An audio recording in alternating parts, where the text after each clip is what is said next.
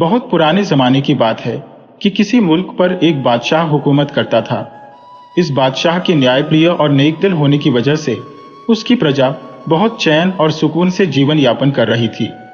इस मुल्क के लोगों की खास बात यह थी कि वे हमेशा अपने कामों में व्यस्त रहते थे, जिससे मुल्क भी खूब तरक्की कर रहा था और लोग भी खुशहाल थे। यह बादशाह न सिर्फ बहुत समझदार और बहादुर था, बल्कि वह एक अमन पसंद इंसान भी था और अपने पड़ोसी मुल्कों के साथ मिलजुल कर रहता था। बादशाह का एक छोटा सा शहजादा भी था, जिसकी उम्र यही कोई 2-2.5 साल की थी और वह दिन भर महल में घुटनों के बल चलकर खुश रहता था। बादशाह ने उसके लिए पूरे महल में मुलायम और कीमती कालीन बिछवा दिए थे, ताकि वह आराम से खेल सके और मिट्टी वगैरह से महफूज रह सके। बादशाह के पड़ोस में एक और मुल्क था, जिसका मौजूदा शासक किसी जमाने में इसी मुल्क का वजीर था। उसने साजिश करके इस मुल्क के बादशाह को कैद कर लिया और खुद तख्त पर कब्जा कर बादशाह बन गया। वह इस बादशाह को कत्ल कर देना चाहता था, मगर एक बात की वजह से मजबूर था। इस बादशाह के पास मुल्क के खजाने की चाबियां थी, जिन्हें वह एक खुफिया जगह पर छुपाकर रखता था। वजीर ने बादशाह पर बहुत अत्याचार किए ताकि वह खजाने की चाबियां उसे सौंप दे, मगर बादशाह समझ गया था कि अगर उसने चाबी इस लालची वजीर के हवाले कर दी तो वह उसे मरवा देगा। इसलिए वह चुपचाप हर यातना सहता रहा। वजीर बहुत लालची आदमी था और उसे दौलत जमा करने का जुनून था। इसी लालच की वजह से उसने अपने आसपास की तमाम छोटी छोटी रियासतों पर फौज की मदद से चढ़ाई कर दी और उन पर कब्जा करके उनकी सारी दौलत हथिया ली। इन कामयाबियों की वजह से उसे यह गुमान हो गया था कि वह जिस मुल्क पर भी चाहे हमला करके उस पर कब्जा कर सकता है। एक दिन उसके जहन में ख्याल आया कि उसका पड़ोसी मुल्क बहुत खुशहाल है। न सिर्फ उसके खजाने में बहुत दौलत है, बल्कि उसकी प्रजा भी बहुत अमीर है। यह सोचकर उसके मुंह में पानी आ गया और उसने अचानक रात के अंधेरे में अपने पड़ोसी मुल्क पर हमला कर दिया। यह उसकी गलतफहमी थी कि वह आसानी से पड़ोसी मुल्क पर कब्जा कर लेगा।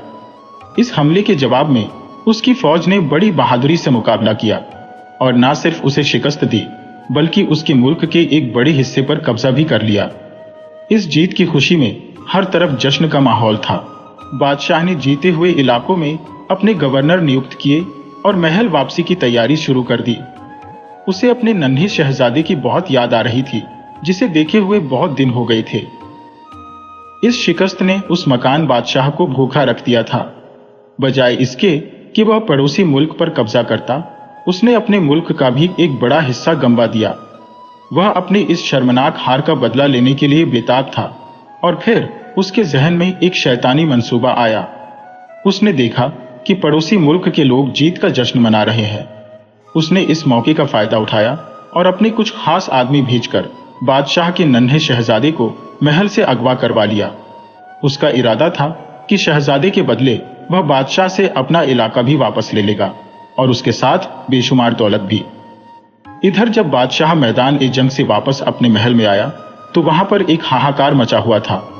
शहजादे की गुमशुदगी ने सबको परेशान कर दिया था। महल के हर कोने से उसकी किकें और पुकारें सुनाई दे रही थी। मल्लिका ने रो रो कर बुरा हाल कर लिया था। महल के माहौल में सन्नाटा पसरा हुआ था और सबकी निगाहें बादशाह पर टिकी थी। जब बादशाह को शहजादे की गुमशुदगी के बारे में पता चला तो वह गम से निढाल हो गया। उसकी सारी खुशी मानो हवा हो गई और वह सर पकड़कर बैठ गया। थोड़ी देर बाद जब भारत चमन के कुछ होश ठिकाने आए तो उसने अपने वजीरों और शहर के कोतवालों को बुलाया और अपने महल के पाए बाग में लाकर इनसे वाक्य की तफसील पूछी। सबने यही कहा कि फतेह का जश्न मानते हुए उनकी नजर थोड़ी देर के लिए शहजादे से हटी थी, तभी वह गायब हो गया। सबका यही ख्याल था कि इस गुमशुदगी में महल के किसी मुलाजिम का हाथ है। बादशाह ने कहा, इस नामाकुल हरकत का तो हम पता लगा ही लेंगे, लेकिन इससे पहले शहजादे के बारे में मालूम करना ज्यादा जरूरी है। बादशाह की बात खत्म होते ही एक सनसनाता हुआ तीर सामने के दरख्त में आकर गिरा। कोतवाल ने जल्दी से आगे बढ़कर तीर को दरख्त से निकाला। तीर में एक रेशमी थैली बंधी थी जिसमें एक खत रखा हुआ था।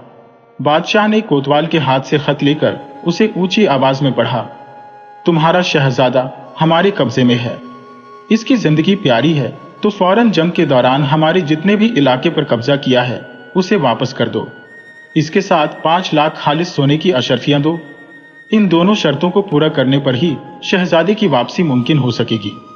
अगर हमारी ये शर्तें मंजूर हैं तो अपने किसी आदमी के जरिए खत भेजकर हमें फौरन मतला करो। इस खत पर मकान बादशाह की मुहर लगी हुई थी। खत पढ़कर बादशाह का चेहरा गुस्से से लाल हो गया। हम इस मकान बादशाह को जरूर मजा चखाएंगे। फौज को तैयारी का हुक्म दिया जाए।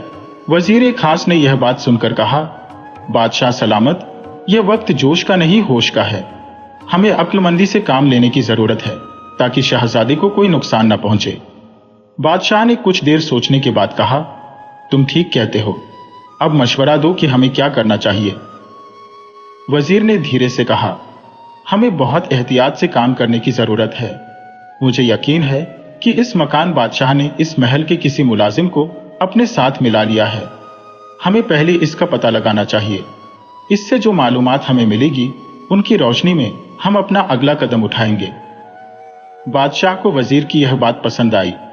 वह महल वापस आया, मलका को तसल्ली दी और सोचने लगा कि अब क्या करें। महल के इस बदनीयत मुलाजिम का पता लगाने के लिए उसने कोतवाल को हुक्म दिया और महल में अपने जासूस फैला दिए। कोतवाल का एक 18 साल का बेटा भी था जिसका नाम दिलावर था। उसे भी इस वाक्य की सूचना मिल गई थी।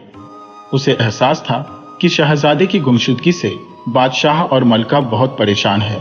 उसने दिल में ठान ली कि वह उनकी मदद जरूर करेगा।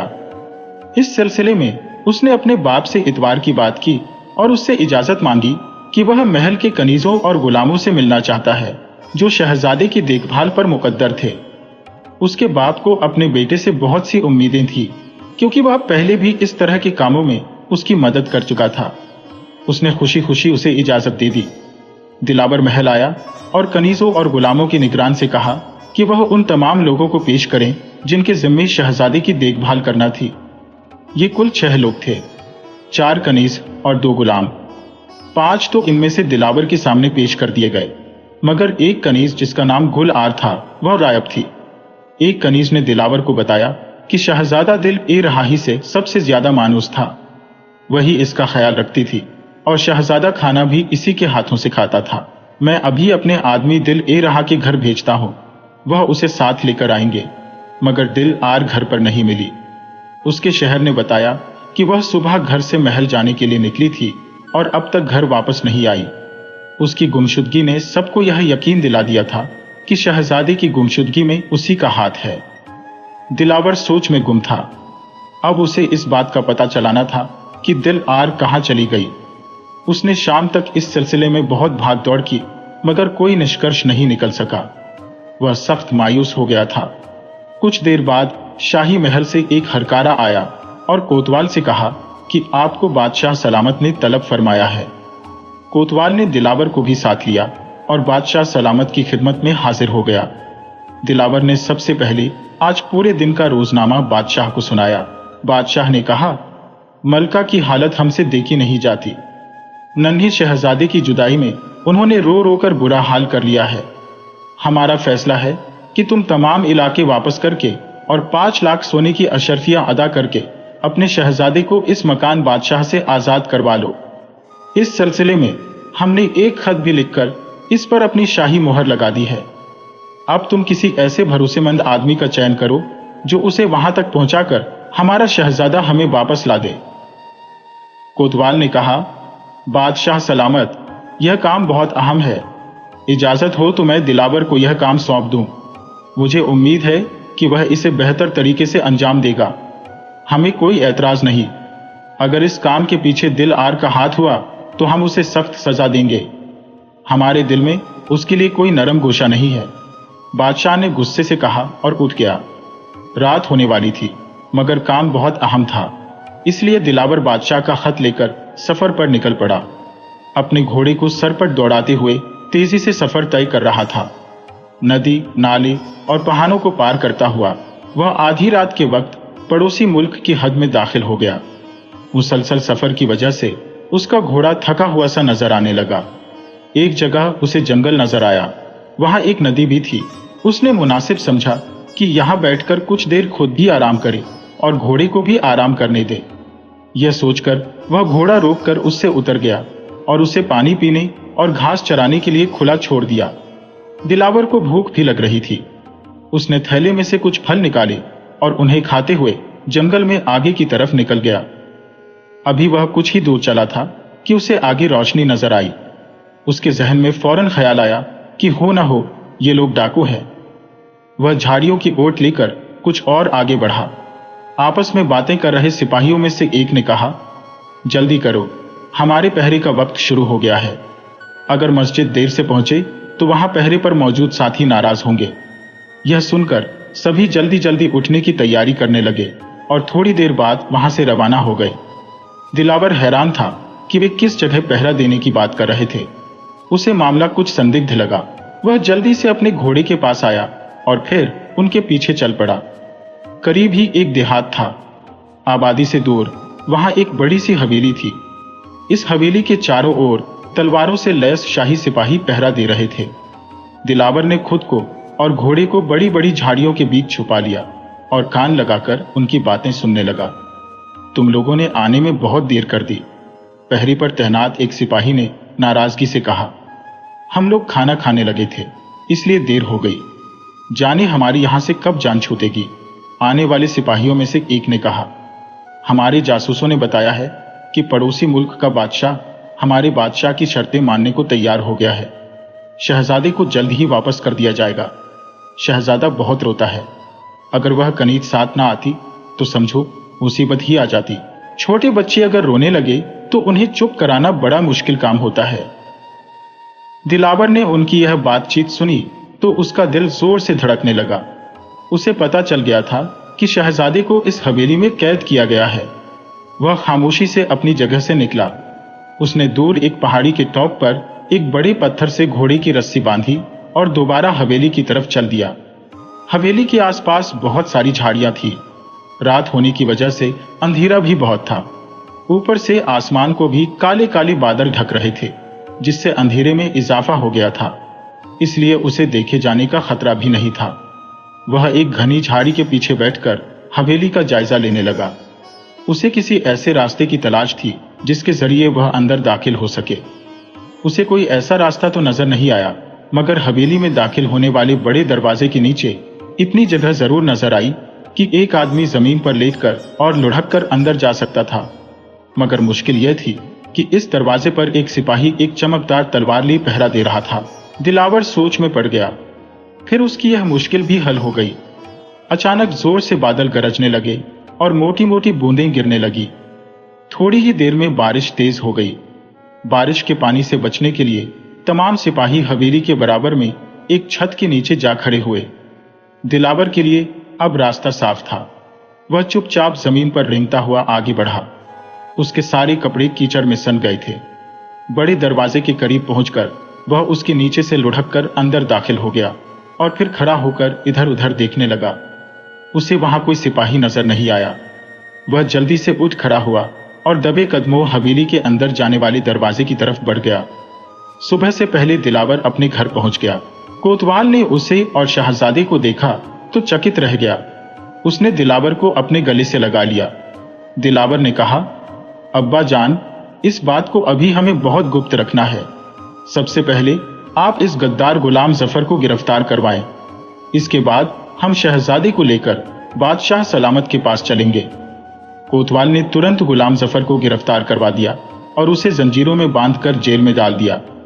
फिर वह दिलावर और दिले राह के साथ शहजादे को लेकर महल पहुंचा। बादशाह और मलका रात भर नहीं सोए थे। उन्हें रह रहकर अपने बेटे की याद आ रही थी। शहजादे को देखकर दोनों को अपनी आंखों पर विश्वास नहीं हुआ। मलका ने शहजादे को सीने से लगाकर जो रोना शुरू किया तो शहजादे की भी आंखें खुल गईं। उसने अपनी मां को देखा और उसके होठों पर मुस्कान आ गई। उसने मां के गले में बाहें डाली और फिर बुखार की तीव्रता से दोबारा बेहोश हो गया। बादशाह ने उन्हें शहजादे की देखभाल की हिदायत दी और कोतवाल को अपने दरबार में बुलाया। वहां पहुंचकर उसने सिपाही भेजकर सेनापति को बुलवाया। सेनापति आया तो बादशाह ने उसे आदेश दिया कि वह अपनी फौज लेकर इस मकान भाषा के मुल्क की तरफ कूच करे और उसे हर हाल में गिरफ्तार करके लाए। सेनापति तुरंत फौज के साथ इस अभियान पर रवाना हो गया। बादशाह दिलावर की तरफ मुड़ा और उसे गले से लगाकर गर्व से कहा, तुम्हारा यह एहसान हम पर एक कर्ज है, हम हमेशा तुम्हारे आभारी रहेंगे। मलका भी दिलावर को सराहना भरी नजरों से देख रही थी। दिलावर ने हाथ जोड़कर कहा, जहां पनाह, यह मेरा फर्ज था, मैं भी इस मुल्क का सिपाही हूं। खुदा का शुक्र है कि मैं अपने मकसद में सफल हुआ। उसने इस घटना की विस्तार से जानकारी दी। उसने बताया कि गुलाम जफर ने महल को बेच दिया था। शहजादे की मदद के लिए उसे पकड़ लिया गया था।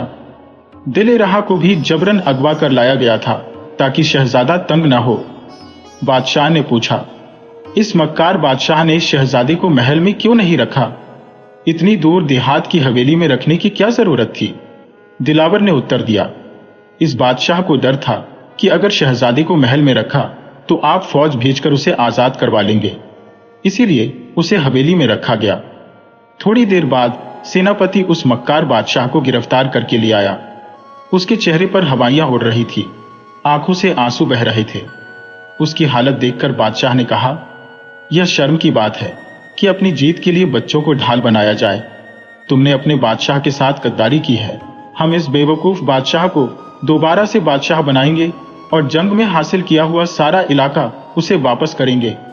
हमने यह भी फैसला किया है कि तुम्हें इसके हवाले कर देंगे। वह तुम्हारे साथ जो भी करे उसकी मर्जी।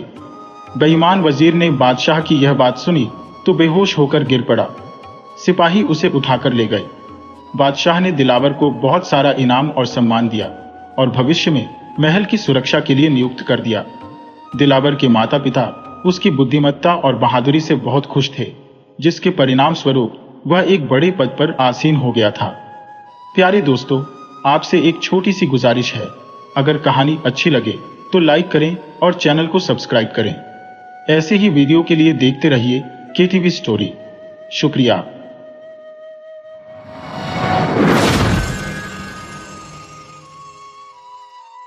शहर आरा से 40 किलोमीटर दूर एक गांव बसा है, जिसकी आबादी कुल 3000 की होगी।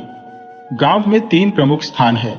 गांव के पश्चिम के किनारे पर एक बड़ा सा तालाब, गांव के बीच में बरगद का पुराना वृक्ष और गांव की पूर्व दिशा में ठाकुर जी का विशाल मंदिर, जिसे गांव के लोग ठाकुरबाड़ी भी कहते हैं। इस गांव में ठाकुरबाड़ी की स्थापना कब हुई, इसकी ठीक ठीक जानकारी किसी के पास नहीं है। लोग कहते हैं कि वर्षों पहले जब यह गांव पूरी तरह से बसा भी नहीं था, तब कहीं से एक संत आकर यहाँ पर झोपड़ी बनाकर रहने लगे थे। वह सुबह शाम ठाकुर जी की पूजा करते, लोगों से मांगकर खा लेते थे और हमेशा पूजा पाठ किया करते थे। गांव के लोगों ने चंदा इकट्ठा करके वहां ठाकुर जी का एक छोटा सा मंदिर बनवा दिया। फिर जैसे जैसे गांव में लोग बसते गए, आबादी बढ़ती गई और मंदिर का विस्तार होता गया। लोग ठाकुर जी के मंदिर में मनौती मानते कि पुत्र हो जाए, मुकदमे में जीत जाए, लड़की की शादी हो जाए, और फिर जिसकी मनौती पूरी होती वह खुशी के मारे ठाकुर जी के पास रुपए, जेवर, अनाज आदि का ढेर लगा देते। अधिक खुशी होती तो ठाकुर जी के नाम अपने खेत का एक छोटा सा टुकड़ा लिख देते। यह परंपरा आज भी जारी है। धार्मिक लोगों की एक समिति है जो ठाकुरबाड़ी की देखरेख और संचालन का काम करती है। प्रत्येक 3 साल के बाद एक महंत और पुजारी की नियुक्ति की जाती है। इसी गांव में रहते हैं हरिहर काका। हरिहर काका 4 भाई हैं। सबकी शादी हो चुकी है। हरिहर काका के अलावा सबके बाल बच्चे हैं। बड़े और छोटे भाई के लड़के काफी सियाने हो गए हैं। 2 की तो शादियां भी हो गईं। उनमें से एक पढ़ लिख कर शहर में नौकरी करता है, लेकिन हरिहर काका को अपनी कोई औलाद नहीं है। भाइयों में हरिहर काका का नंबर दूसरा है। औलाद के लिए हरिहर काका ने 2 शादियां की। लंबे समय तक इंतजार करते रहे, लेकिन बिना बच्चे के उनकी दोनों पत्नियां स्वर्ग से धार गईं। लोगों ने तीसरी शादी करने की सलाह दी, लेकिन अपनी गिरती हुई उम्र और धार्मिक संस्कारों की वजह से हरिहर काका ने इनकार कर दिया। वह इत्मीनान और प्रेम से अपने भाइयों के परिवार के साथ रहने लगे। हरिहर काका के परिवार के पास कुल 60 बीघे खेत है। प्रत्येक भाई के हिस्से 15 बीघे पड़ेंगे। खेतीबाड़ी पर यह लोग निर्भर है। शायद इसीलिए अब तक संयुक्त परिवार के रूप में ही रहते आ रहे हैं। हरिहर काका के तीनों भाइयों ने अपनी पत्नियों को यह सीख दे रखी थी कि वह हरिहर काका की अच्छी तरह से सेवा करें, समय पर उन्हें नाश्ता दें, किसी भी तरह की कोई तकलीफ उन्हें ना होने दें। कुछ दिनों तक तो हरिहर काका की खूब सेवा हुई। फिर उन्हें कौन पूछने वाला था। हरिहर काका के आगे बची खुची चीजें ही आती। कभी कभी तो हरिहर काका को रूखा सूखा खाकर ही संतोष करना पड़ता। अगर कभी हरिहर काका की तबीयत खराब हो जाती तो वे मुसीबत में पड़ जाते। इतने बड़े परिवार के रहते हुए भी उन्हें कोई पानी देने वाला नहीं था। सभी अपने अपने कामों में व्यस्त हो जाते। मर्द खेतों में चले जाते, औरतें हाल पूछने भी नहीं आती। दालान के कमरे में अकेले पड़े हरिहर काका को स्वयं उठकर अपनी जरूरतों को पूरा करना पड़ता। ऐसे वक्त में अपनी पत्नियों को याद करके हरिहर काका की आंखें भर आती। भाइयों के परिवार के प्रति उनका मोह भंग इसी समय शुरू हुआ था और फिर एक दिन विस्फोट ही हो गया। उस दिन हरिहर काका की सहन शक्ति जवाब दे गई। उस दिन शहर में काम करने वाले भतीजे का एक दोस्त गांव में आया था। उसी के आगमन के उपलक्ष्य में 2-3 तरह की सब्जियां, रायता, चटनी और बचके आदि बने थे। बीमारी से उठे हरिहर काका का मन स्वादिष्ट भोजन के लिए बेचैन था। मन ही मन में उन्होंने अपने भतीजे के दोस्त की सराहना की, जिसके बहाने उन्हें स्वादिष्ट भोजन खाने को मिलेगा। लेकिन बात बिल्कुल उल्टी हुई। सब लोगों ने खाना खा लिया, लेकिन उन्हें कोई पूछने तक नहीं आया। उनके तीनों भाई खाना खाकर खलिहान में चले गए। उन्हें लगा कि हरिहर काका ने तो पहले ही खाना खा लिया होगा। अंत में हरिहर काका को उनके भाई की पत्नी ने रूखा सूखा खाना लाकर दे दिया। हरिहर काका के बदन में जैसे आग सी लग गई। उन्होंने थाली उठाकर बीच आंगन में फेंक मारी। सारी बहुएं वहां पर आकर इकट्ठी हो गईं। हरिहर काका गरजते हुए कहने लगे, समझ रही हो कि मुफ्त में खिलाती हो? तो अपने मन से यह बात निकाल देना। मेरे हिस्से के खेत की पैदावार इस घर में आती है। उसमें से 2-4 नौकर रख लूं तो आराम से जीवन बिता लूंगा। किसी चीज की कोई कमी नहीं होगी। मैं अनाथ और बेसहारा नहीं हूं। मेरे धन पर तो तुम सब मौज करती हो, लेकिन अब मैं तुम सबको बताऊंगा। जिस वक्त यह बोल रहे थे उसी वक्त ठाकुर बाड़ी के पुजारी जी उनके आंगन में विराजे थे। वे वार्षिक उत्सव के लिए घी और शक्कर लेने के लिए आए थे। ठाकुर बाड़ी में लौटकर उन्होंने सारी बात महंत जी को पूरे विस्तार से बता दी। महंत जी के कान खड़े हो गए। वह दिन उन्हें बहुत ही शुभ महसूस हुआ। उसी समय वे ठाकुर बाड़ी से चल पड़े। संयोग अच्छा था, हरिहर काका के आंगन तक नहीं जाना पड़ा। रास्ते में ही हरिहर काका मिल गए। वे घर से निकलकर खलिहान की तरफ जा रहे थे, लेकिन महंत जी ने उन्हें खलिहान की ओर नहीं जाने दिया। अपने साथ ठाकुर बाड़ी में वे उन्हें ले आए। फिर एकांत कमरे में उन्हें बैठाकर खूब प्रेम से समझाने लगे, हरिहर, यहां पर कोई किसी का नहीं है। सब माया का बंधन है। तू तो धार्मिक प्रवृत्ति का आदमी है। मैं समझ नहीं पा रहा हूं कि तू इस बंधन में कैसे फंस गया। ईश्वर की भक्ति में लगो। उसके सिवाय तुम्हारा कोई अपना नहीं है। पत्नी, बेटे, भाई, बंधु, यह सब स्वार्थ के साथी है। जिस दिन उन्हें लगेगा कि तुमसे उनका स्वार्थ सधने वाला नहीं है, उस दिन वे तुम्हें पूछेंगे तक नहीं। तुम्हारे हिस्से में 15 बीघे खेत है। उसी के चलते तुम्हारे भाई का परिवार तुम्हें पकड़े हुए है। तुम एक दिन कहकर तो देख लो कि तुम अपना खेत उन्हें ना दोगे। दूसरे दिन वह तुम्हें पूछेंगे तक नहीं। आज मैं तुमसे कहता हूं कि तुम अपने हिस्से के खेत ठाकुर जी के नाम लिख दो। सीधे बैकुंठ को प्राप्त करोगे। तीनों लोक में तुम्हारी कीर्ति जगमगा उठेगी। जब तक सूरज चांद रहेंगे तब तक लोग तुम्हें याद करेंगे। ठाकुर जी के नाम पर जमीन लिख देना तुम्हारे जीवन का महादान होगा। अपनी बाकी की जिंदगी तुम ठाकुर बाड़ी में गुजारना। तुम्हें किसी चीज की कोई कमी नहीं होगी। हम तुम्हें सिर आंखों पर उठाकर रखेंगे। ठाकुर जी के साथ साथ तुम्हारी भी आरती होगी। भाई का परिवार तुम्हारे लिए कुछ नहीं करेगा। मैं अपने लिए तो तुमसे मांग नहीं रहा। तुम्हारा यह लोक और परलोक दोनों बन जाएंगे। हरिहर देर तक महंत जी की बातें सुनते रहे। महंत जी की बातें उनके मन में बैठती जा रही थी। वह सोचने लगे, ठीक ही तो कहते हैं महंत जी। कौन किसका है? 15 बीघे की खेत की फसल भाइयों के परिवार को देते हैं, तब तो उन्हें कोई नहीं पूछता। अगर कुछ ना दे तो क्या हालत होगी? उनके जीवन में तो यह स्थिति है। मरने के बाद कौन याद रखेगा? सीधे सीधे खेत हड़प कर जाएंगे। ठाकुर जी के नाम लिख देने से तो पुश्तों तक लोग उन्हें याद करेंगे।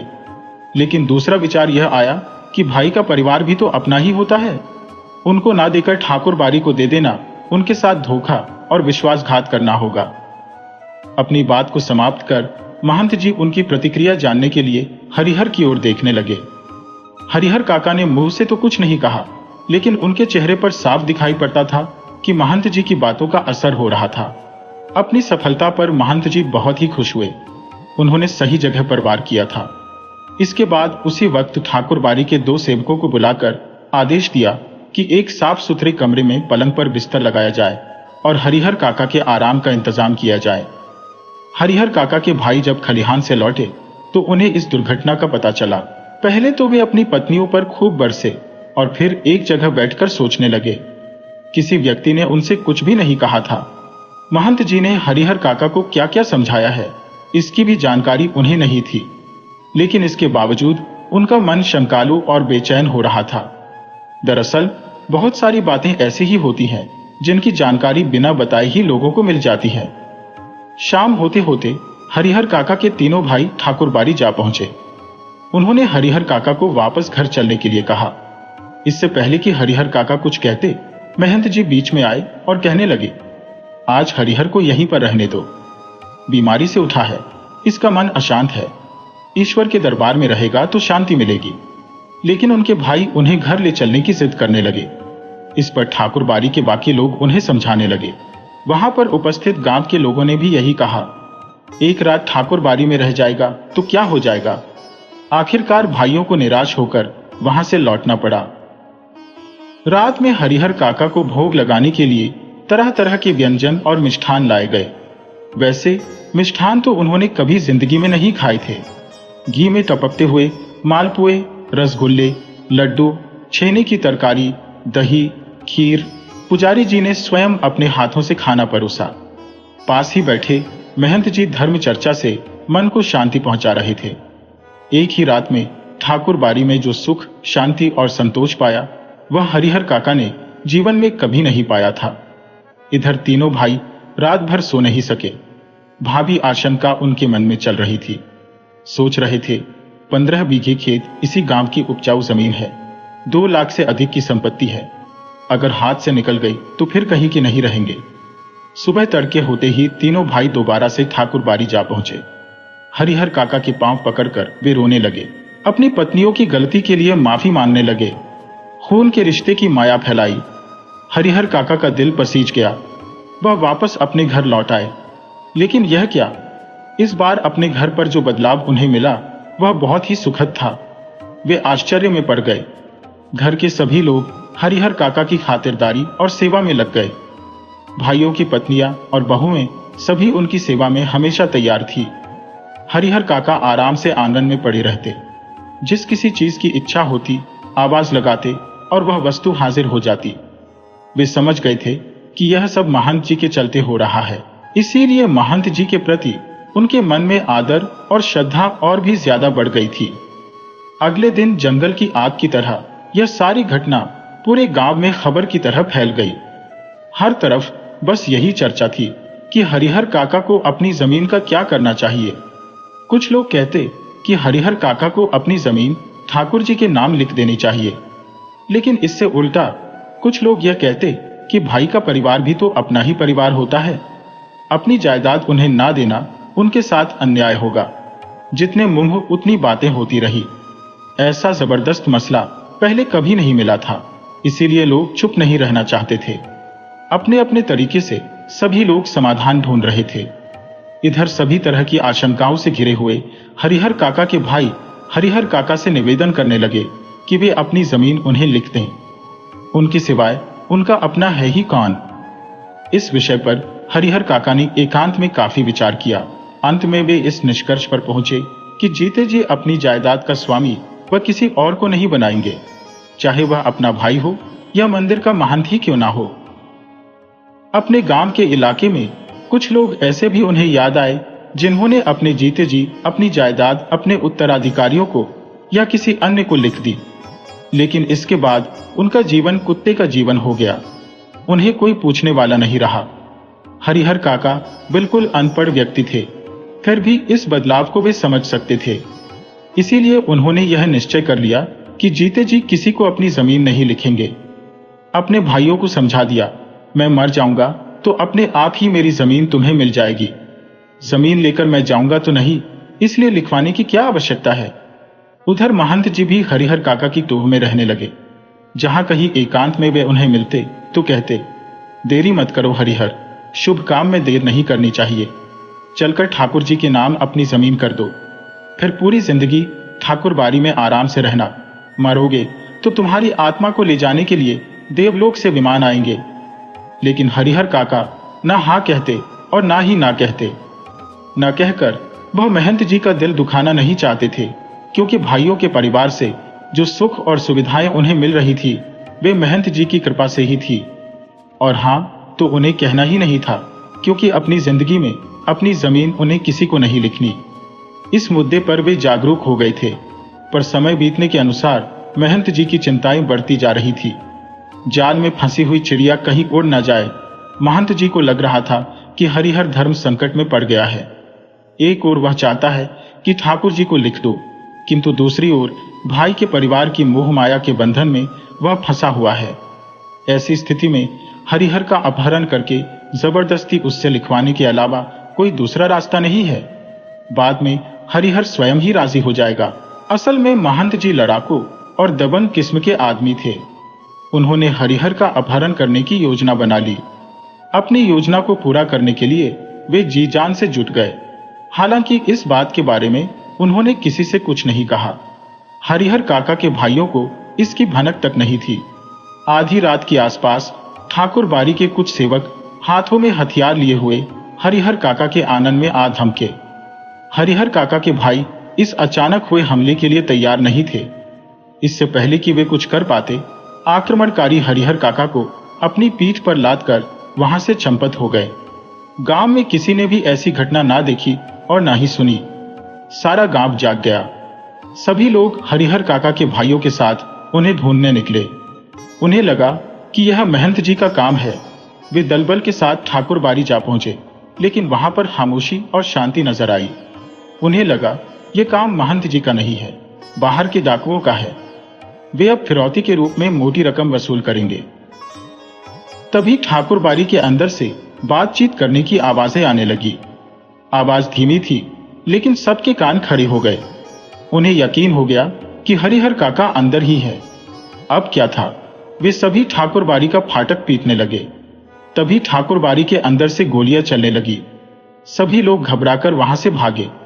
हरिहर काका के भाई उसी समय थाने जा पहुंचे।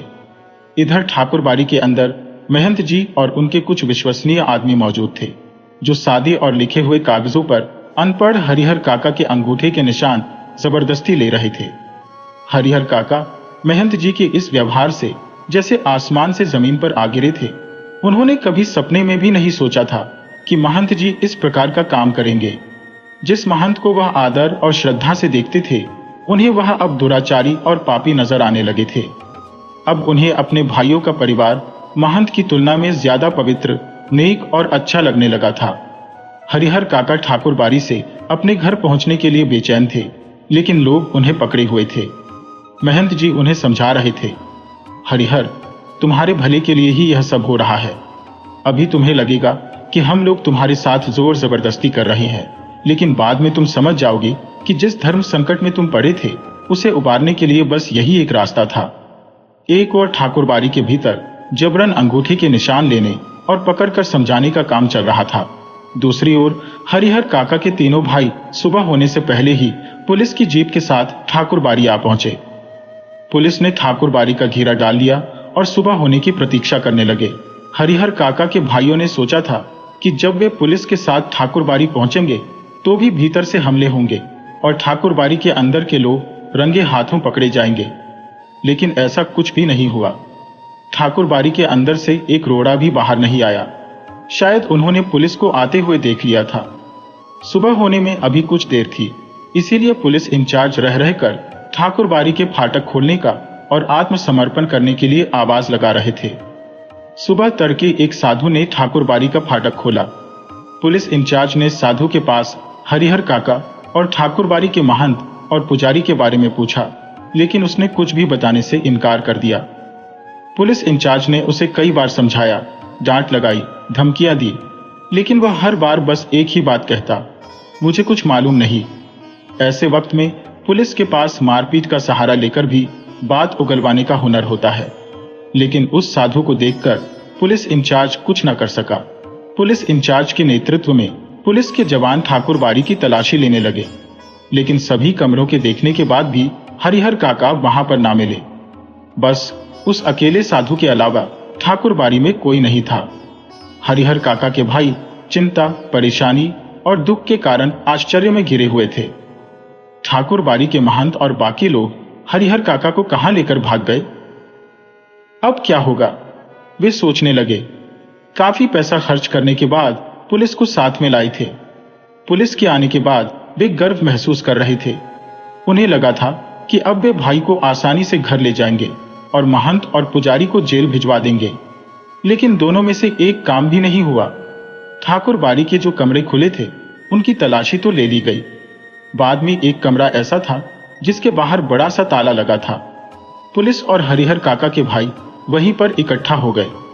उस कमरे की चाबी मांगी गई तो साधु ने साफ मना कर दिया कि चाबी मेरे पास नहीं है। जब उससे पूछा गया कि इस कमरे में क्या है तो उसने जवाब दिया, अनाज है। पुलिस इंचार्ज अभी यह सोच ही रहे थे कि इस कमरे का ताला तोड़कर देखा जाए या छोड़ दिया जाए कि अचानक उस कमरे के दरवाजे के भीतर से किसी ने धक्का देना शुरू किया। पुलिस के जवान सावधान हो गए। ताला तोड़कर कमरे का दरवाजा खोला गया। कमरे के भीतर हरिहर काका जिस हालत में मिले उसे देखकर उनके भाइयों का खून खोल उठा। उस वक्त अगर महंत, पुजारी या कोई दूसरा साधु वहां पर होता तो उसे जिंदा नहीं छोड़ते। हरिहर काका के हाथ और पैरों को बांधा गया था। उनके मुंह में भी एक कपड़ा ठूंसकर बांध दिया गया था। हरिहर काका जमीन पर लुढ़कते हुए दरवाजे तक आए और पैरों से दरवाजा को धक्का लगा रहे थे। काका को बंधन मुक्त किया गया। उनके मुंह से कपड़ा निकाला गया। हरिहर काका ने ठाकुर बाड़ी के महंत, पुजारी और बाकी कई लोगों का पर्दाफाश करना शुरू किया। कहने लगे, वे साधु नहीं, डाकू हैं, हत्यारे और कसाई हैं। मुझे यहाँ कमरे में बंद करके वे गुप्त दरवाजे से भाग गए। उन्होंने कई कागजों पर मुझसे जबरन अंगूठे लगवाए। हरिहर काका ने देर तक अपना बयान दर्ज करवाया। उसके बाद हरिहर काका वापस अपने भाइयों के परिवार के साथ रहने लगे थे।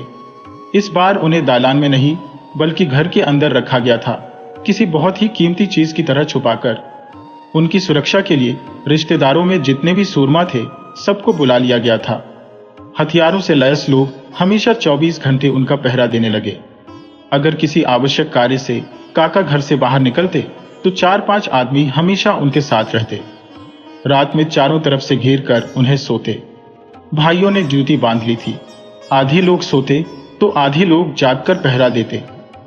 हरिहर काका के जीवन में एक नई दिशा तब आई जब ठाकुर बाड़ी से निकलने के बाद उनका मानना था कि उन्होंने अपनी सबसे बड़ी मुसीबत से छुटकारा पा लिया है। लेकिन उनके सामने एक नई चुनौती खड़ी थी, अपने ही भाइयों से जायदाद को सुरक्षित रखना। जब ठाकुर बाड़ी के महंत ने हरिहर काका को जबरन अंगूठे के निशान लगवाकर उनके सारे अधिकार छीनने की कोशिश की, तब हरिहर काका को अपनी भयानक भूल का एहसास हुआ।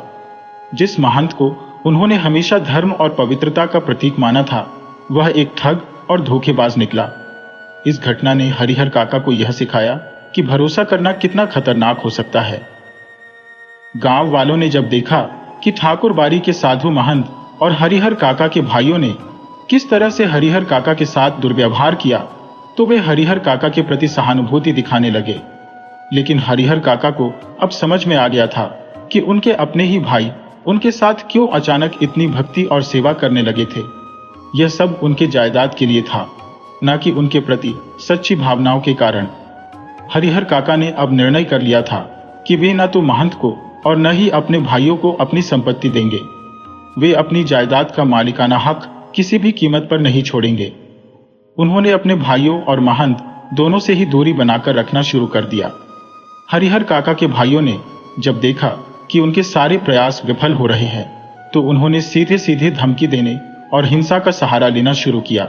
एक रात भाइयों ने हथियारों के साथ हरिहर काका को घेर लिया और जबरन दस्तावेजों पर हस्ताक्षर करने के लिए मजबूर किया। लेकिन हरिहर काका ने साहस के साथ इस चुनौती का सामना किया और स्पष्ट शब्दों में कह दिया कि वे जीते जी अपनी जमीन किसी को नहीं देंगे। इस घटनाक्रम के बाद पुलिस की सुरक्षा में रहना हरिहर काका के लिए अनिवार्य हो गया। उनके भाइयों और महंत की लगातार साजिशों के बीच हरिहर काका ने अपने आप को सुरक्षित रखने का हर संभव प्रयास किया। आखिरकार हरिहर काका ने अपने हिस्से की जमीन पर एक नया मकान बनवाया और वहां अकेले रहने लगे। उन्होंने एक नौकर रख लिया जो उनके दैनिक कामों में मदद करता था। गांव वाले तरह तरह की बातें करते थे, लेकिन हरिहर काका अब किसी की परवाह नहीं करते थे। हरिहर काका ने अपने शेष जीवन को प्रभु भक्ति में व्यतीत करने का निश्चय किया। वे अब अपने मकान में शांति से रहते थे। पुलिस की सुरक्षा उनके लिए हर समय तैनात रहती थी और उन्होंने अपने जीवन में किसी और को शामिल नहीं किया। उनके भाइयों और महंत के लगातार दबाव और षड्यंत्रों के बावजूद हरिहर काका ने अपनी जायदाद को सुरक्षित रखा और अपने जीवन को सम्मान और स्वाभिमान के साथ जिया।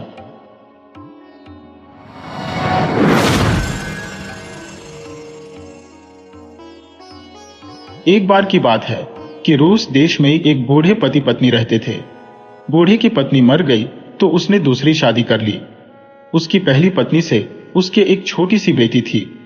उस बेटी की सौतेली मां उसको बिल्कुल भी नहीं चाहती थी। वह उसको बहुत मारती थी और हमेशा यही सोचती रहती कि कैसे वह उसको जान से मार दे। एक दिन उस लड़की का पिता कहीं बाहर गया हुआ था तो उसकी सौतेली मां ने उससे कहा, तुम अपनी आंटी यानी मेरी बहन के घर जाओ और उससे सुई धागा ले आओ। मैं तुम्हारे लिए एक पोशाक बनाना चाहती हूं। अब उसकी यह आंटी बाबा यागा थी। ये लड़की बेवकूफ नहीं थी।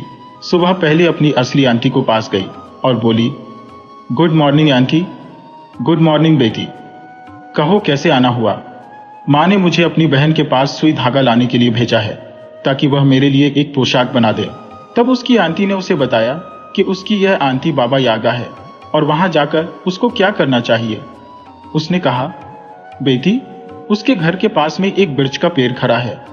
वह तुमको तुम्हारी आंख पर मारेगा, इसलिए तुम उसके तने के चारों तरफ एक रिबन बांध देना। इसके अलावा उसके घर के दरवाजे छू छू करेंगे और अपने आप ही जोर जोर से खुलेंगे और बंद होंगे। इसके लिए तुम उनके कब्जों में थोड़ा सा तेल डाल देना तो वे चुप रहेंगे। वहां कुछ कुत्ते होंगे जो तुमको फाड़ कर रख देंगे। तुम उनको यह डबल रोटी फेंक देना तो वे तुमको खाएंगे नहीं। वहां एक बिल्ली है जो तुम्हारी आंख निकाल लेगी। उसको तुम यह सुअर का मांस खिला देना, इससे वह भी चुप रहेगी। कहकर उसकी आंटी ने उसको एक रिबन, थोड़ा सा तेल, कुछ डबल रोटी और सुअर का मांस दे दिया। लड़की ने ये सब चीजें ली और बाबा यागा के घर की तरफ चल दी। चलते चलते वह उसके घर आ गई। उसने देखा कि वहां एक मकान खड़ा हुआ है और उसमें पतली पतली टांगों वाली बाबा यागा बैठी बैठी कुछ बुन रही है। लड़की उस मकान के अंदर आई और बोली, good morning aunty. Good morning बेटी, आओ, कैसे आना हुआ? लड़की बोली, माँ ने मुझे आपसे सुई धागा लाने के लिए भेजा है ताकि वह मेरी एक पोशाक सिल सके। बाबा यागा बोली, ठीक है, तब तक तुम यहां बैठो और यह बुनो। मैं तुम्हारे लिए सुई धागा लाती हूं।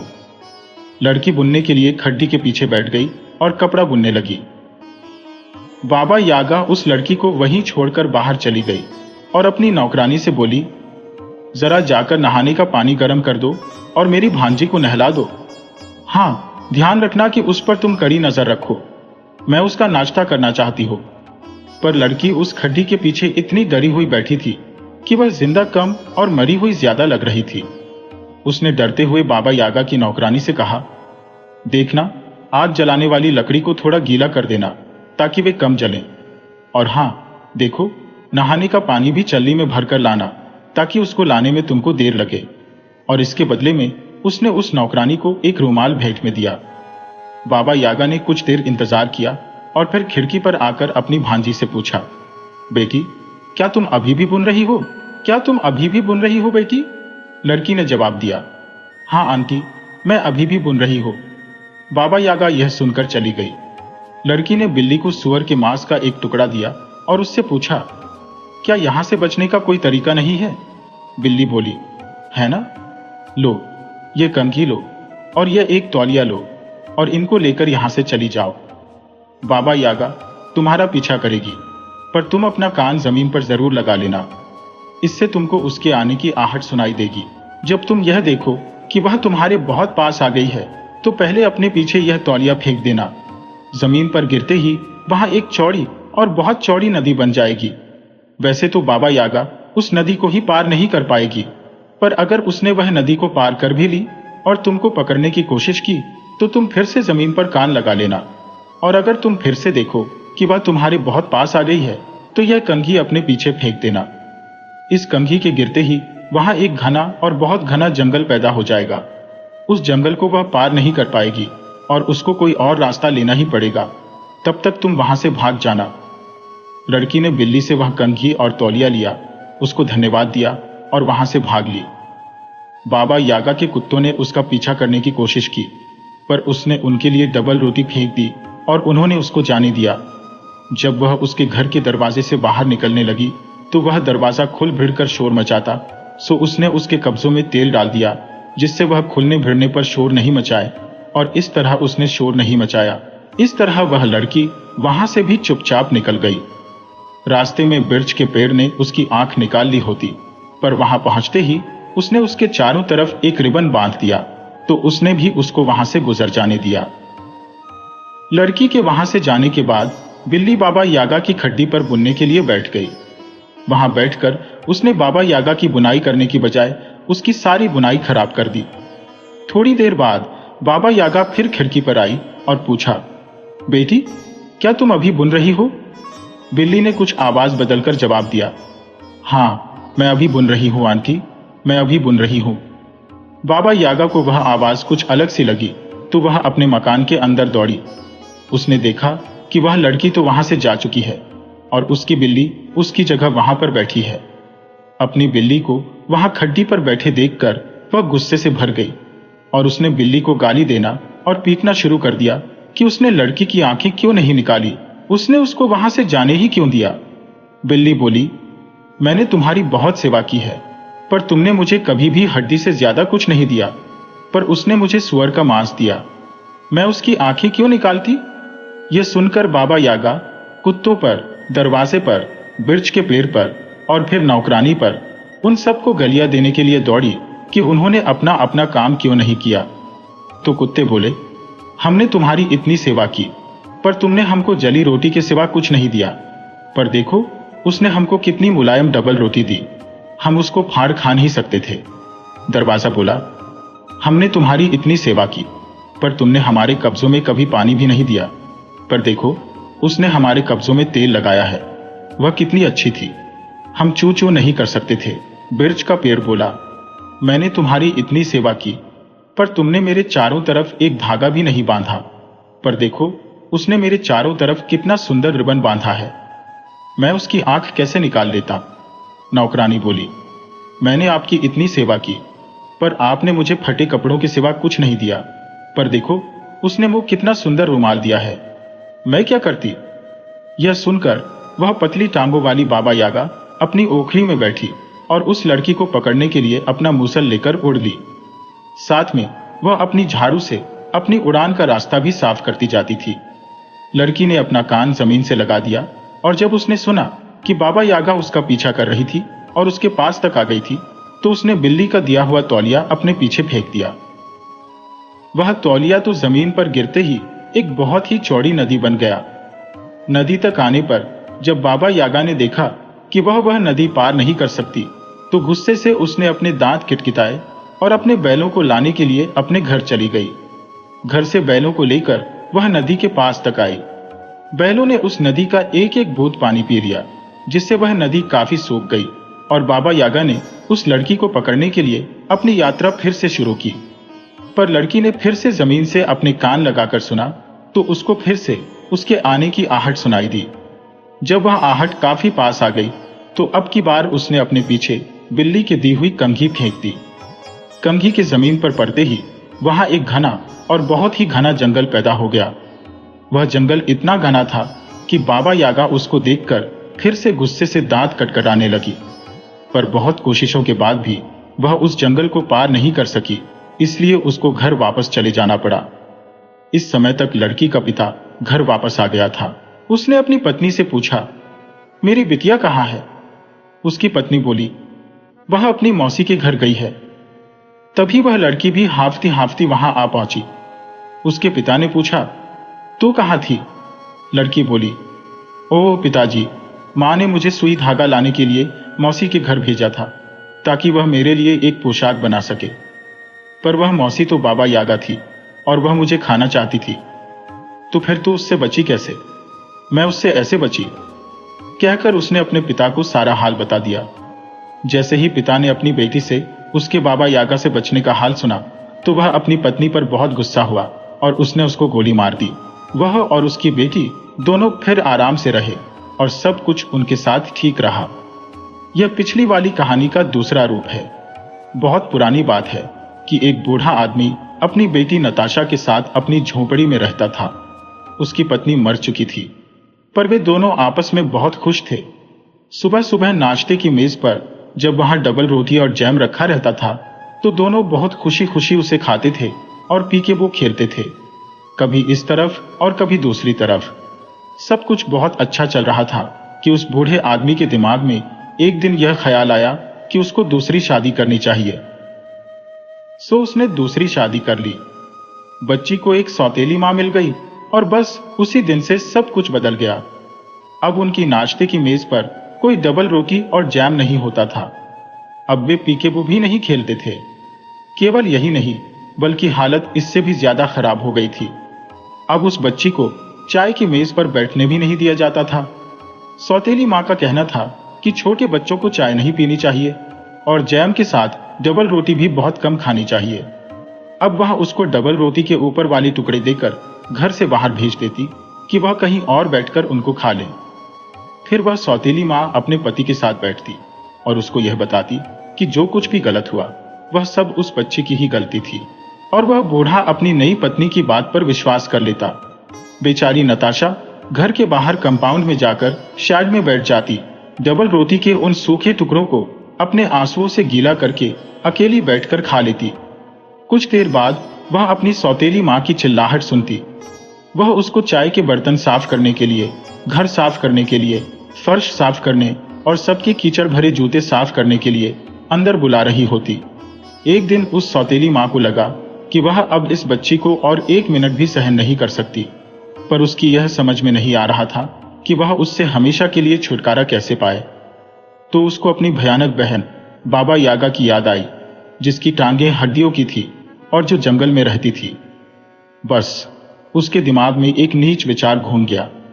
अगले दिन उसका पति पास के एक गांव में अपने दोस्तों से मिलने गया, तो जैसे ही वह चला गया उसने नताशा को बुलाया और उससे कहा, देख तू मेरी बहन के पास जा, वह जंगल में रहती है। उससे कमीज मरम्मत करने के लिए सुई धागा लिया।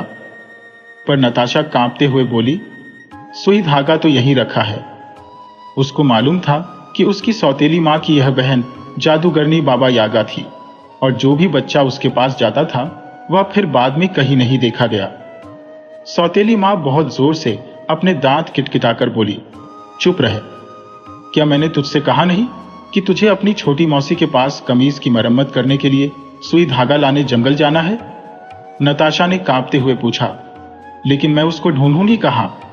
क्योंकि उसने सुन रखा था कि बाबा यागा अपने शिकारों का एक बहुत बड़ी ओखली में बिठाकर अपने हाथ में मूसल लेकर उनका हवा में पीछा करती थी और अपने लोहे के दांतों से वह उनको खा जाती थी।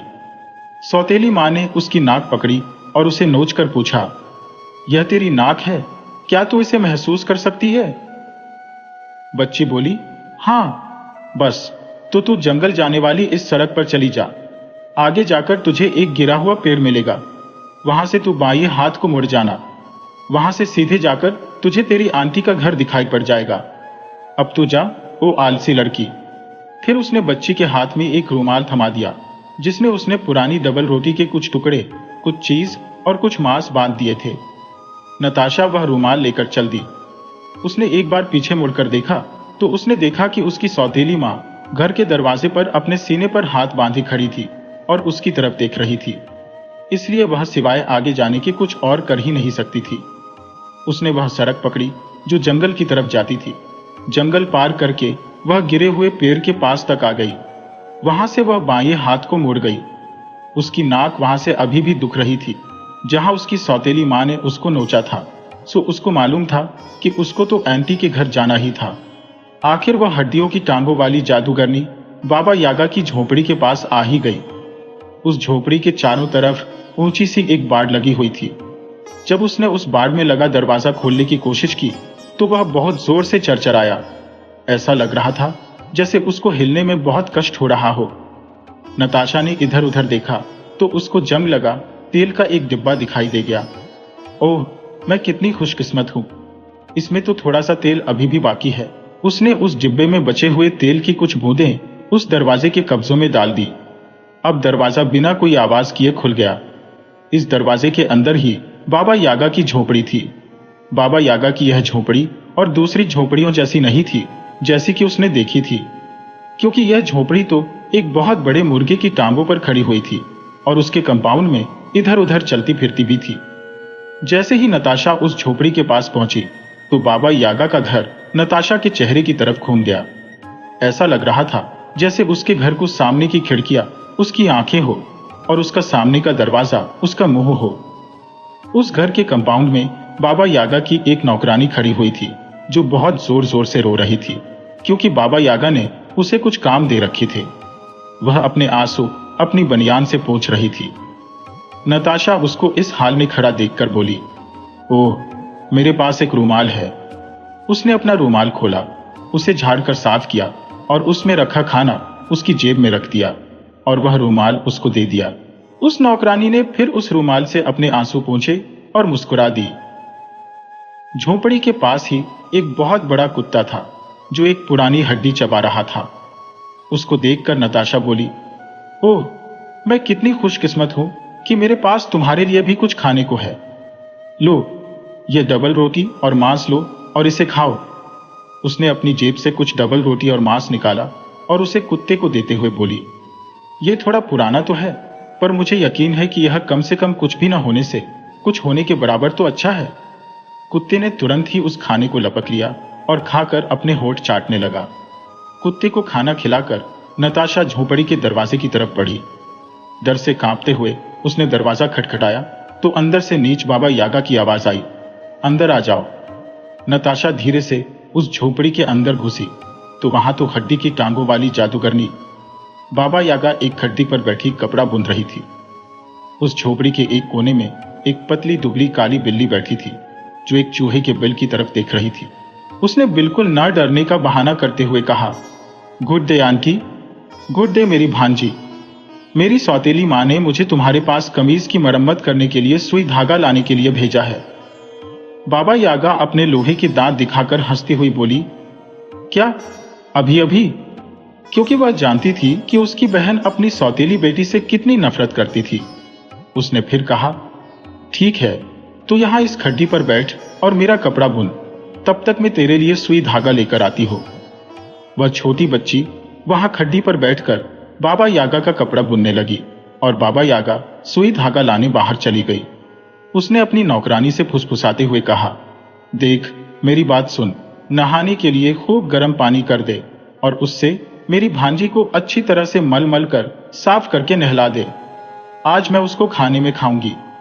वह नौकरानी पानी निकालने के लिए जग लेने के लिए अंदर आई तो नताशा ने उससे कहा, मैं तुमसे प्रार्थना करती हूँ कि आग बहुत जल्दी ही मत जला लेना और नहाने का पानी भी चल्ली में लेकर जाना ताकि पानी उसमें से गिरता जाए।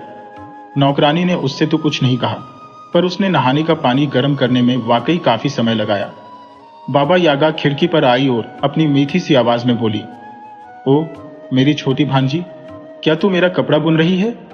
नताशा ने जवाब दिया, हाँ आंटी, मैं बुन रही हूं।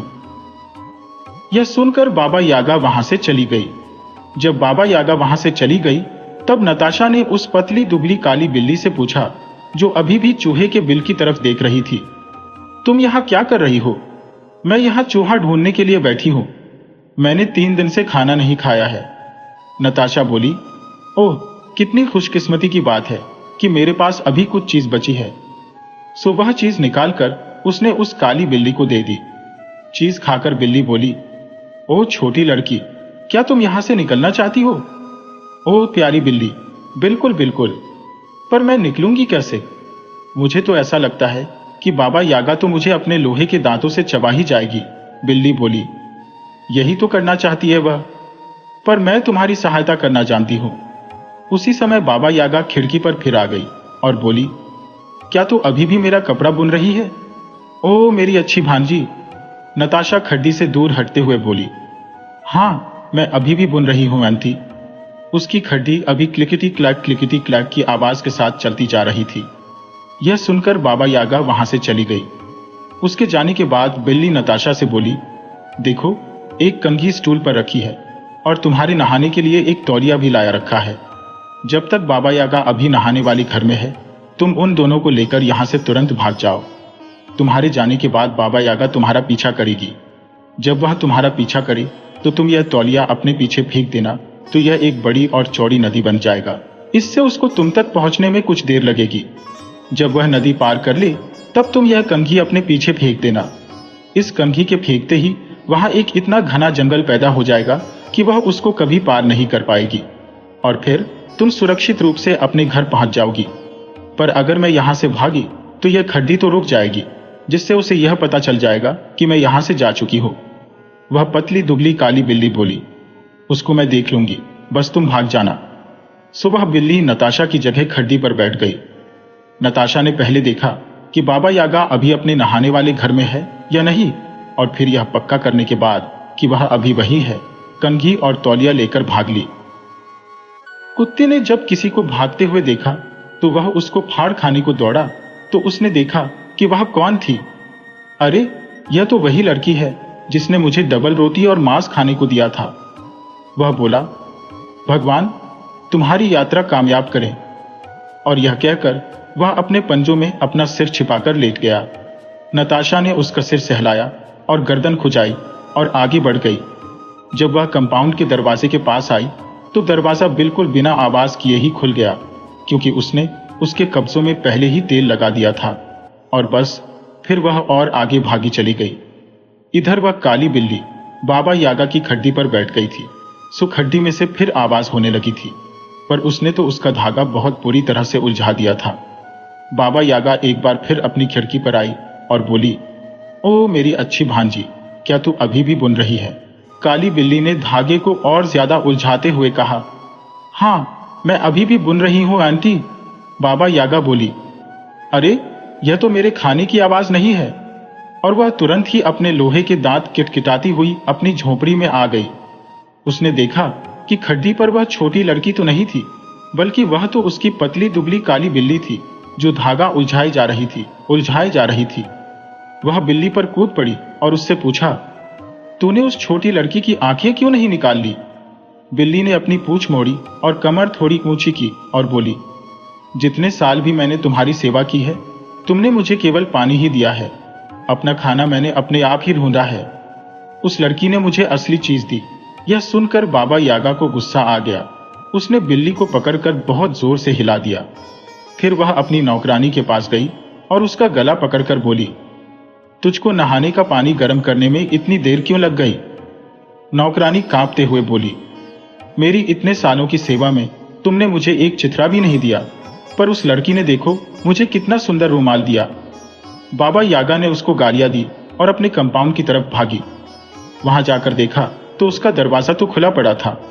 वह दरवाजे पर चिल्लाई, जब उसने तुम्हें खोला तो तुम चिल्लाए क्यों नहीं? दरवाजा बोला, ये इतने सारे साल जो मैंने तुम्हारी सेवा की, तुमने मेरे ऊपर एक बूंद तेल भी कभी नहीं डाला। अब तक तो मैं अपनी चिल्लाहट की आवाज सुनते सुनते भी थक गया था, पर अब उस लड़की ने मेरे कब्जों में तेल लगाया, तो देखो अब मैं बिना किसी आवाज के खुल और बंद हो सकता हूं। बाबा यागा ने जोर से मारकर दरवाजा बंद किया और फिर तेजी से घूमकर कुत्ते की तरफ देखा और पूछा, और तू कुत्ते, जब वह घर से बाहर निकली थी तो तूने उसको फाड़कर क्यों नहीं खा लिया? कुत्ता बोला, मैंने इतने साल तुम्हारी सेवा की, पर तुमने मुझे पुरानी हड्डी के सिवा कुछ भी नहीं दिया, पर उस लड़की ने मुझे असली डबल रोटी और मांस दिया। यह सब सुनकर बाबा यागा चारों तरफ घूम घूम कर उन पर चिल्लाने लगी और उन सबको मारने लगी। जब वह उन सब पर चिल्लाते चिल्लाते और मारते मारते थक गई तो वह अपनी बहुत बड़ी वाली ओखली में बैठी और उसको एक बहुत बड़ी मूसल से पीटती हुई कि वह और तेज चले हवा में उड़ गई। बहुत जल्दी ही वह भागती हुई नताशा के पास पहुंच गई। उसने जल्दी ही पता कर लिया कि वह जंगल में भागी जा रही है। वह बोली, तुम मुझसे बचकर नहीं जा सकती, और उसने अपनी ओखली नताशा के पास तक भगा दी। नताशा तो बहुत तेजी से भागी जा रही थी। वह इतनी तेज पहले कभी नहीं भागी थी। जल्दी ही उसने बाबा यागा की ओखली की आवाज सुनी तो पहले तो वह डर गई, पर फिर उसको उस दुबली पतली काली बिल्ली के शब्द याद आए और उसने अपने पीछे तौलिया फेंक दिया। वह तौलिया बढ़ता गया और फिर एक बहुत बड़ी और चौड़ी नदी बन गया। अब बाबा यागा और नताशा के बीच एक बहुत बड़ी और चौड़ी नदी थी। नताशा ने एक बार पीछे मुड़कर देखा और फिर आगे भाग ली। जब बाबा यागा नदी के किनारे आई तो उसे देखकर बहुत जोर से चिल्लाई और उसने अपना मूसल जमीन पर फेंक दिया, क्योंकि वह जानती थी कि वह इस जादुई नदी को पार नहीं कर सकती। गुस्से में आकर वह अपने घर भाग गई। वहां से उसने अपनी गायों को इकट्ठा किया और उन्हें नदी के पास लेकर आई और उनसे कहा कि वे उस नदी का पानी पिए। गायों ने उस नदी का सारा पानी पी लिया। तब तक नताशा काफी दूर तक भाग ली थी। उसको लगा कि अब वह बाबा यागा के जाल से निकल चुकी थी, पर वह तो डर के मारे जम से ही गई जब उसने देखा कि वह काली बाबा यागा उसके पीछे आसमान में उड़ती चली आ रही है। उसको लगा कि अब तो बस उसका अंत ही आ गया है कि तभी उसको बिल्ली की कंघी की याद आई कि उसने उसके बारे में क्या कहा था। उसने तुरंत ही वह कंघी निकाली और अपने पीछे फेंक दी। वह कंघी बढ़ती गई और उसके सारे दांत एक घने जंगल में बदल गए। वह जंगल इतना घना था कि बाबा यागा खुद भी उस जंगल को पार नहीं कर सकती थी। और वह जादूगरनी हड्डियों की टांगों वाली गुस्से से अपने लोहे के दांत बजाती नाउम्मीद होकर अपने घर वापस लौट आई। उधर वह लड़की भी बहुत थकी हुई अपने घर पहुंची। वह अपने घर में अंदर घुसने से और अपनी सौतेली मां से मिलने से डर रही थी, सो उसने घर के बाहर वाले शेड में इंतजार करना ठीक समझा। वह वहीं बैठ गई। जब उसने देखा कि उसका पिता घर वापस आ गया, तब वह उसके पास दौड़ी गई। उसके पिता ने पूछा, कहाँ थी तू? और यह तेरा चेहरा इतना लाल क्यों है? उधर जब सौतेली मां ने लड़की को देखा तो वह डर गई और उसकी आंखें चमकने लगी। वह तब तक दांत पीसती रही जब तक कि उसके दांत टूट नहीं गए, पर नताशा को अब कोई डर नहीं था।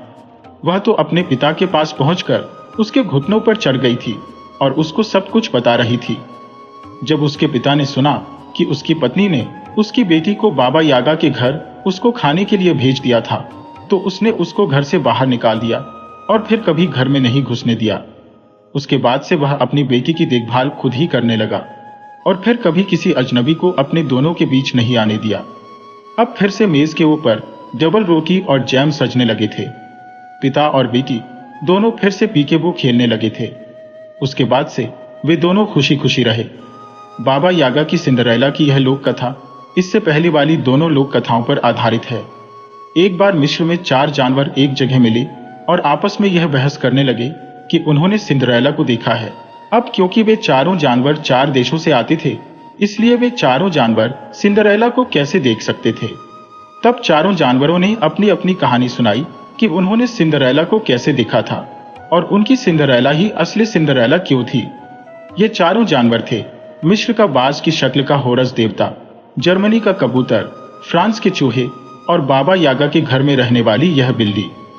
होरस, कबूतर और चूहों ने अपनी अपनी कहानी सुना दी थी और अब बिल्ली की बारी थी।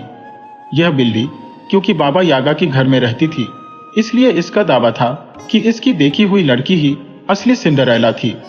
सो यह थी वह कहानी जो उसने उन सबको सुनाई। बिल्ली बोली, तुम सब लोगों की सब कहानियां बहुत ही अच्छी थी, पर अब मैं तुमको एक कहानी सुनाती हूँ, तब तुमको शायद लगे कि यही सच्ची सिंड्रेला थी। ये बहुत पुरानी बात है, जब मैं रूस में एक नीच आदमखोर बुढ़िया बाबा यागा के पास ही रहती थी। उसको तुम लोग चुड़ैल भी कह सकते हो। वह केवल बुरे और नीच लोगों से ही वास्ता रखती थी, इसलिए मैं भी केवल वैसे ही आदमियों और स्त्रियों को देख पाती थी जो भयानक होते थे और जिनके दिल में बुरे विचार होते थे। मैं वह दिन कभी नहीं भूल सकती जिस दिन सच्ची सिंड्रेला हमारे घर आई। वह सबसे ज्यादा दयावान लड़की थी जो मैंने अपनी पूरी जिंदगी में देखी। उसका चेहरा तो कितना भी खतरा क्यों ना हो, शांत ही रहता था। एक दिन वह बाबा यागा के घर आई और पुकारा, आंटी। मैं यह शब्द सुनकर चौंक गई, क्योंकि बाबा यागा ने अपने परिवार के बारे में तो कभी बताया ही नहीं था। तो फिर यह उसकी भांजी कहां से आ गई? मैंने सोचा देखना पड़ेगा। मुझे तुरंत ही लगा कि जरूर ही यह कोई जाल था और मैं ठीक थी। मुझे बाद में पता चला कि उसकी सौतेली मां ने बाबा यागा से यह सौदा कर लिया था कि वह उस लड़की को बाबा यागा के पास भेजेगी और बाबा